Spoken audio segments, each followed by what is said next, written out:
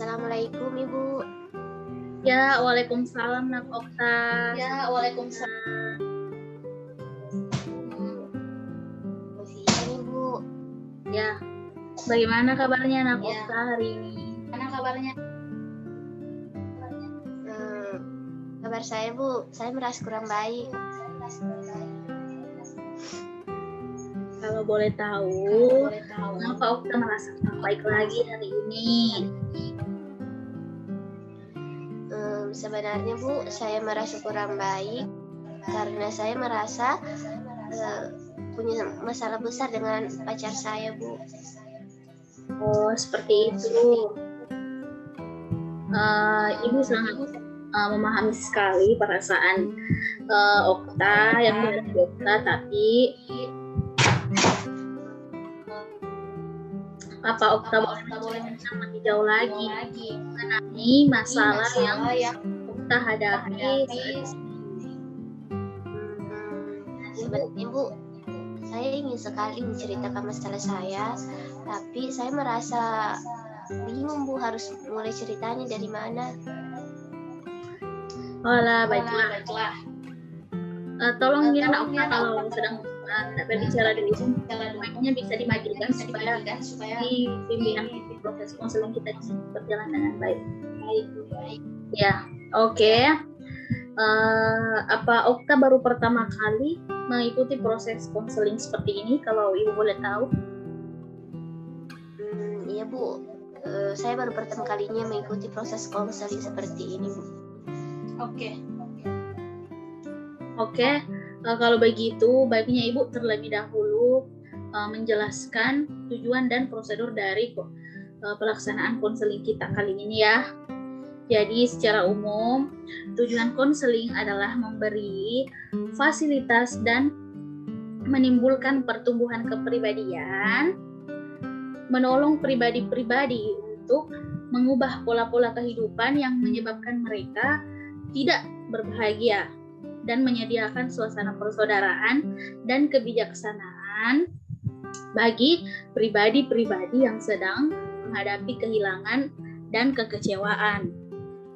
Nah, proses konseling juga membantu konseli untuk merasa lebih baik dan lebih nyaman. Konselor atau ibu ini menetapkan tujuan untuk membantu konseli atau Nak Okta ini memiliki kemampuan menolong diri Nak Okta sendiri atau diri sendiri ya, sehingga dapat menghadapi situasi hidup selanjutnya dengan lebih konstruktif. Seperti itu Nak Okta.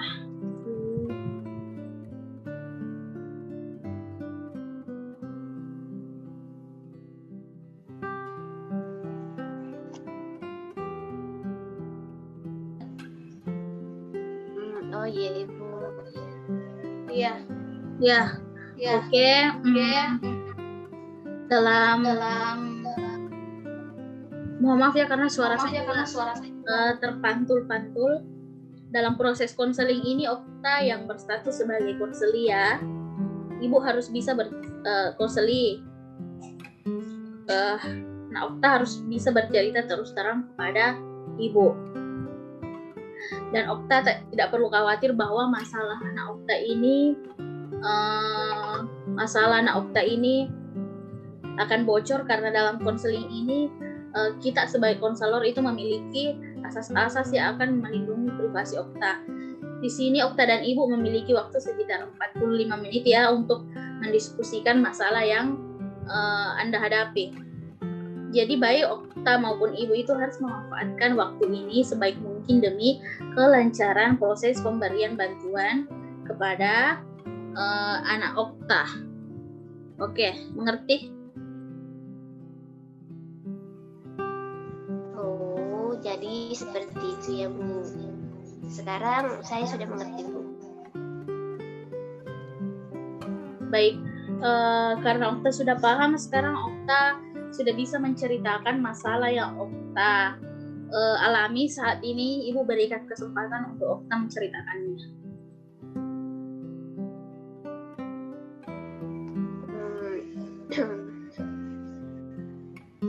Sebenarnya begini Bu, Saya merasa bahwa cobaan hidup saya kali ini betul-betul sangat berat, Bu. Saya tidak tahu lagi harus bagaimana. Saya tidak bisa menempatkan diri saya dimanapun. Saya sangat merasa frustasi sekarang ini. Bagaimana saya harus memposisikan diri saya, bertindak pun saya sudah tidak tahu lagi harus bagaimana. Saya mungkin terlalu frustasi, Bu, sebab saya merasa shock pada kondisi saya sekarang ini. Saya merasa hubungan saya tuh termasuk hubungan yang toksik. Awalnya saya tidak pernah menduga hubungan saya akan jadi seperti ini. Dia yang saya harapkan bisa membahagiakan saya, ternyata dia juga yang paling menorehkan luka bagi saya sendiri. Saya ingin sekali, Bu, mengakhiri hidup saya karena saya sudah merasa sangat frustasi, Bu.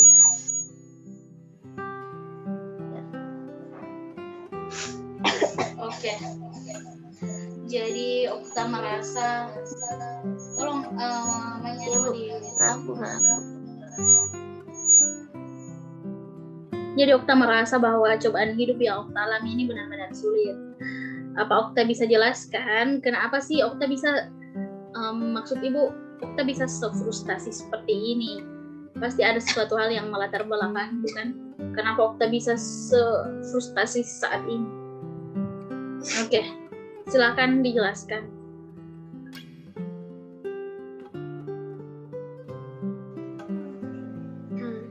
Begini, Bu, sebenarnya saya merasa sakit hati dan kecewa diperlakukan seperti ini oleh seseorang yang saya cintai, Bu. Entah kenapa, saya merasa sangat kacau saat dia menampar saya dengan persoalan kecemburuannya. Apalagi kecemburuannya itu menurut saya sangat tidak jelas, Bu.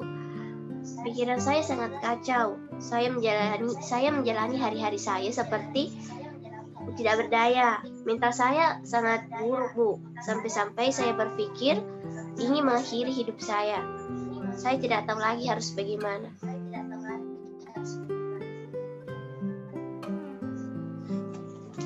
Oke.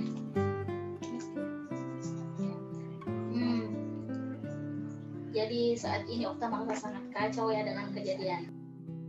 Ibu sebagai konselor dapat memahami sekali perasaan yang Okta alami saat ini. Baiklah, jadi menurut Okta,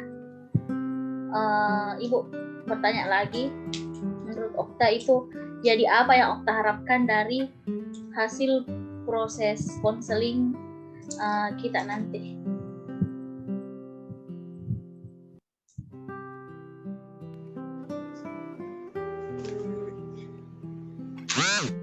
Ini, Bu, saya berharap saya bisa melupakan dan bisa hidup dengan bahagia tanpa bayang-bayang lagi dari dia, Bu.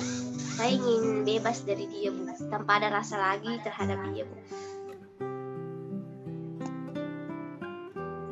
Oke. Baiklah.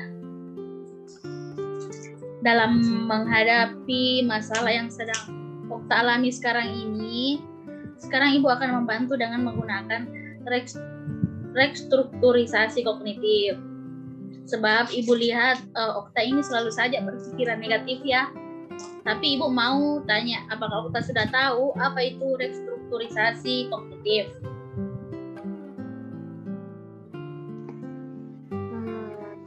Saya belum tahu, Bu. Oke. Dan lagi, jadi restrukturisasi kognitif ini merupakan salah satu teknik yang digunakan dalam teori kognitif perilaku yang menitik beratkan pada modifikasi pikiran-pikiran yang salah. Teknik ini merupakan suatu proses di mana konselor atau Ibu sendiri ini membantu Okta sebagai konseli mencari pikiran-pikiran self-defeating dan mencari alternatif rasional sehingga Okta ini sebagai konseli dapat belajar menghadapi situasi-situasi pembangkit kecemasan. Ya.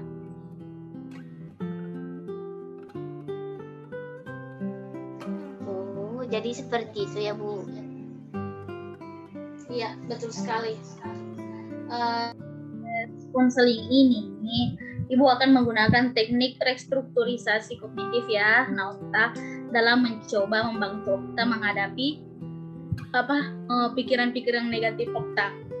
Jadi sekali lagi Ibu bertanya, apakah Okta sepakat kalau Ibu menggunakan teknik ini? Ya Bu, saya sepakat Bu. Baik, terima kasih. Ya Bu, terima kasih.